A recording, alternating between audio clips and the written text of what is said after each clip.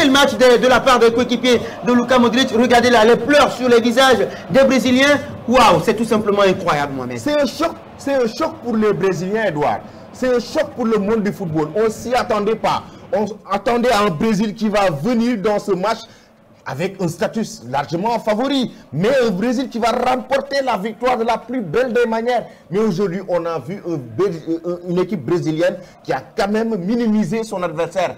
Dès le début du match, je voulais dire, minimiser son adversaire complètement, minimiser l'organisation du jeu de cette équipe croate avec une bonne défense. Une bonne défense, raison pour laquelle ils ont su tenir en échec cette équipe brésilienne pendant 90 minutes. Maintenant, le Brésil a su marquer avec le génie de Neymar lors des prolongations en première période et en deuxième période. Le mental des joueurs croates à saluer. On les a vus. Ils ont eu cette force mentale pour pouvoir revenir dans ce match, égaliser pour cette équipe croate et amener le Brésil à la séance de tir au but pour enregistrer une très belle victoire. Une très belle victoire pour les Croates qui remportent une victoire de la plus belle des manières et qui se qualifient en demi-finale de cette Coupe du Monde Qatar 2022. Et Livakovic, Mohamed, ce portier qui va mettre en échec Rodrigo Goes sur le penalty, il le disait, il faisait les signes, les grimaces. Lorsqu'il gardait le ballon, il tergiversait. Eh bien oui, il a réussi encore. Ils étaient conscients de leur potentialité. Ils étaient conscients de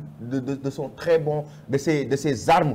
Une fois à la séance de tir au but, ce sera à leur faveur. Et ils étaient conscients de cela. Certainement, la Croatie s'est battue jusqu'au bout pour en arriver là. C'est une équipe qui a bel et bien mérité sa qualification. Parce que sur le plan tactique, son entraîneur a su bien gérer le match. De l'autre côté, Brésil a raté beaucoup d'occasions. Aujourd'hui, ce qui a fait la différence dans cette équipe brésilienne, c'est que les attaquants brésiliens sont les flops. Vinicius, Richarlison, Rafinha sont les gros flops de cette équipe brésilienne. Raison pour laquelle en deuxième période, Tite les a fait sortir.